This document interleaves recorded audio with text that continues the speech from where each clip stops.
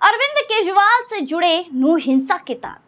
आखिर कौन है आम आदमी पार्टी का नेता जावेद अहमद, जिसको बताया जा रहा है नूर हिंसा का मुख्य आरोपी? आखिर क्या है इसकी क्राइम कुंडली? आखिर किस षड्यंत्र के तहत जावेद अहमद ने इस पूरी हिंसा को, पूरी घटना को दिया अंजाम? इन तमाम खुलासों को करने के लिए, इन तमाम राज से पर्दा उठाने के लिए आज की इस वीडियो में मैं आप सभी के सामने थिंक टैंक के इस मंच के माध्यम से मौजूद हूं। दोस्तों, इस वीडियो को अंत तक जरूर देखिएगा, क्योंकि एक हिंदू होने के नाते, एक भारतवासी होने के नाते ये वीडियो बहुत ज़्यादा महत्वपूर्ण हो जाती है, जो आप लोगों की आंखें खोल देगी। दरअसल दोस्तों, आम आदमी पार्टी के नेता जावेद अहमद पर नूर हिंसा के तार जुड़ रहे हैं और मुख्य रूप से आरोप लगाए जा रहे हैं, जिसमें जावेद अहमद को इसका मास्टरमाइंड बताया जा रहा है।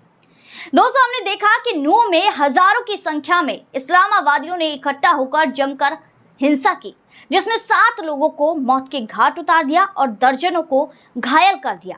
धर्म पूछ कर लोगों को मारा गया, चाहे वो कोई भी जगह हो, अस्पताल में मरीज हो या सड़क पर चलते हुए राहगीर हो, चाहे दुकानों को खोले बैठे हुए हिंदू हो। सभी को धर्म पूछ कर अगर वह हिंदू है तो उसे पीटा गया, मारा गया और कई लोगों की हत्या तक कर दी गई, जिसमें 2 होमगार्ड भी शामिल हैं। दोस्तों, इसका पूरा का मास्टरमाइंड जावेद अहमद को बताया जाता है, जिसका खुलासा होता है एक एफआईआर से। दरअसल बजरंग दल के एक कार्यकर्ता प्रदीप कुमार की हत्या का आरोप इस जावेद अहमद पर लगा है। जावेद अहमद के खिलाफ जो एफआईआर दर्ज कराई, जिसमें मुख्य आरोपी इसको बताया गया, वो पवन कुमार हैं, जो कि बजरंग दल के ही कार्यकर्ता हैं। दरअसल दोस्तों, प्रदीप कुमार को नलहर मंदिर पर जब हमले से बचने के लिए और उसके बाद पुलिस उन्हें पुलिस लाइन ले आई, जिसमें पलवल में स्थित पुलिस लाइन में उन्हें रखा गया। और जब ये यहाँ से अपने घर लौट रहे थे, उसी समय पर 150 के करीब इकट्ठा हुए इस्लामावादियों, कट्टरपंथी जिहादियों ने उनको घेर लिया और इतना पीटा कि उनकी मौत हो गई। दरअसल पलवल मानेसर एक्सप्रेस वे पर वो पुलिस की सुरक्षा के बिना कुछ 1-2 किलोमीटर ही चले होंगे, जिसमें पुलिस ने ही उन्हें कहा था कि आगे का रास्ता साफ है, आप लोग जा सकते हैं। उसके बाद आगे चलकर 1-2 किलोमीटर आगे जाने पर जो स्कॉर्पियो गाड़ी है उनका पीछा कर रही थी और उन्हें रोक लेती है, जिसके बाद अचानक से करीबन 150 से 200 के करीब इस्लामावादी इकट्ठा हो जाते हैं, जिसके बाद यहाँ पर कमांड दी जाती है कि इन सभी को, जो भी गाड़ी में मौजूद हैं, प्रदीप कुमार और उनके साथी सभी को मार डाला जाए। यहाँ पर इन लोगों पर ये लोग लोहे की रॉड हो या फिर डंडे हो, हथियारों से, जंजीरों से हमला कर देते हैं और प्रदीप कुमार को इतना मारते हैं। इसी बीच यहाँ पर पुलिस पहुंची और पुलिस ने यहाँ पर प्रदीप कुमार को बचाया और घायल अवस्था में दिल्ली के सफदरजंग अस्पताल ले गई, जहाँ पर इलाज के दौरान प्रदीप की मौत हो गई। दरअसल पवन कुमार जो एफआईआर करता है, उन्होंने बताया कि ये जो जावेद अहमद है, ये पहले से ही यहाँ पर हरियाणा में यहाँ पर जो है अपनी नजरें बनाए हुए है। जावेद अहमद आम आदमी पार्टी का नेता है, जो कि सोहना निर्वाचन क्षेत्र से आम आदमी पार्टी का नेता है। दरअसल 1 और 2 अगस्त को ये यहीं पर था जहाँ पर हिंसा हुई और कई लोगों ने इनको घूमते हुए भी इस इलाके में देखा। इसके अलावा ये जो जावेद अहमद है, ये जो व्यक्ति है, ये मास्टरमाइंड बताया जा रहा है नूह हिंसा का, क्योंकि यहाँ पर ये व्यक्ति यहीं पर था। इसका खुलासा खुद आम आदमी पार्टी का जो प्रेस नोट जारी हुआ है उसमें दिखाया गया है, उसमें साबित हुआ है।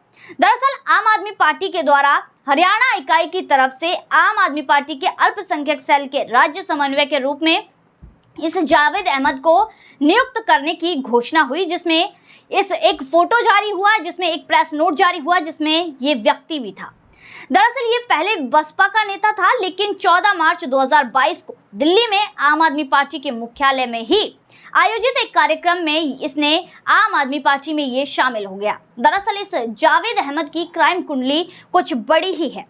बल्लभगढ़ में आपको याद होगा कि एक जिहादी ने जिहाद करते हुए, लव जिहाद में एक निकिता तोमर नाम की एक छात्रा की हत्या कर दी थी, दिन दहाड़े गोली मारकर, वो भी कॉलेज के सामने, जिसमें जो मुख्य आरोपी था, जो लड़का था, वो था तौसीफ, जो कि इसी जावेद अहमद का भतीजा था, तौसीफ अहमद। जावेद अहमद को भी इस मामले में पूछताछ के लिए बुलाया गया था, जिसको अग्रिम जमानत भी मिल गई थी। इस जावेद अहमद की क्राइम कुंडली बड़ी है, चाहे ये हो चाहे इसका परिवार हो, लगातार जिहाद हो, हिंसा के मामले में, हत्या के आरोपों में ये सभी लोग आते रहते हैं, जिसमें प्रदीप कुमार की हत्या का भी सीधे सीधे आरोप पवन कुमार के द्वारा इसी जावेद अहमद पर लगाया गया और इस नूह हिंसा में भी इसको मास्टरमाइंड बताया गया। दरअसल ये जो नूह हिंसा हुई है ये वाकई पूरी सोची समझी साजिश थी, क्योंकि एसआईटी जो कि इसकी जांच कर रही है उसने भी यही कहा है कि ये जो पूरी घटना है आकस्मिक नहीं हो सकती। हजारों की संख्या में एक साथ लोग भीड़ में इकट्ठा नहीं हो सकते।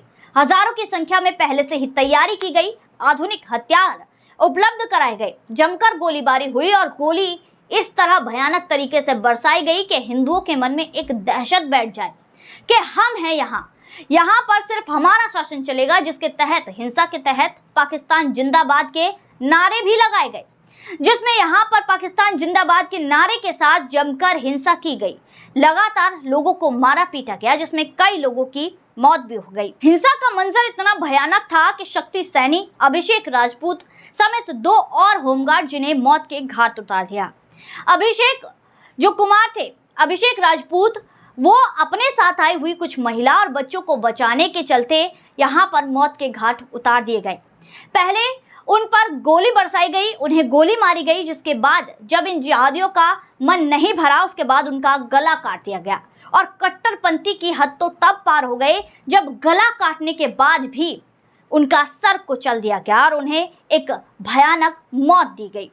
दरअसल कट्टरपंथी यहाँ पर एक जो यहाँ पर अपना खौफ दबदबा बनाना चाहते थे, हिंदुओं के बीच एक मैसेज देना चाहते थे कि यहाँ पर सिर्फ हमारी हुकूमत चलेगी।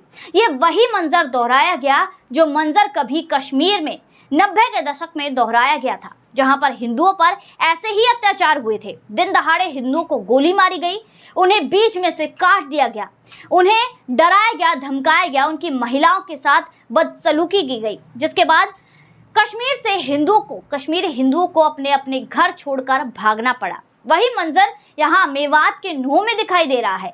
यहाँ पर एक तरह से ये लोग पाकिस्तान जिंदाबाद के नारे लगाकर और इस तरह की हिंदुओं के ऊपर अत्याचार करके, हिंसा करके यही संदेश देना चाहते थे कि अब हिंदुओं बस हुआ, यहाँ से बाहर निकलो, यहाँ पर हमारा शासन है। मेवात में पूरी तरह से मेवातियों का यानी कि इन इस्लामावादियों का ही शासन रहे, इसके लिए ही इस नूह हिंसा को पूरे षड्यंत्र के तहत अंजाम दिया गया।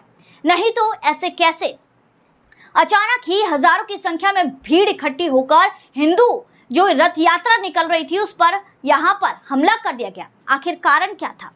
यहाँ पर ये सारी चीजें देखने के लिए मिलती है, क्योंकि ये कोई आकस्मिक होने वाली घटना नहीं थी, पूरे षड्यंत्र के तहत की गई थी, जिसमें मैसेजेस के थ्रू जिसमें इन इस्लामावादियों को इकट्ठा किया गया कि इस दिन यहाँ पर ये रथ यात्रा निकलेगी और यहाँ पर इस दिन सभी को इकट्ठा होकर हमला करना है, जिसमें कई व्हाट्सएप ग्रुप्स भी पुलिस को बरामद हुए, जिसमें कई बड़े बड़े खुलासे हुए। दरअसल यहाँ पर ये जो हिंसा हुई ये एक सोची समझी साजिश थी, क्योंकि इतनी बड़ी मात्रा में हथियारों का भी उपलब्ध होना और जिसकी पुलिस को भी कानो कान खबर ना हो, ऐसा हो ही नहीं सकता। जिसमें ये अवैध हथियार ये कहां से आए और किस तरह ये सारी हिंसा हुई, इस सभी पर अब जांच चल रही है। आगे चलकर पता चलेगा कि कौन है इस पूरी हिंसा में जो मुख्य आरोपी है। दरअसल जो शुरुआती तौर पर आरोप इसी जावेद अहमद पर लग रहे हैं, जिसमें जांच आगे चल रही है, जिसके बाद जल्द ही इन सभी बातों का खुलासा हो जाएगा। तमाम अपडेट्स के साथ बने रहने के लिए हमारे साथ जुड़िए, हमारे चैनल को सब्सक्राइब कीजिए, वीडियो को लाइक कीजिए और शेयर जरूर कर दीजिएगा। धन्यवाद।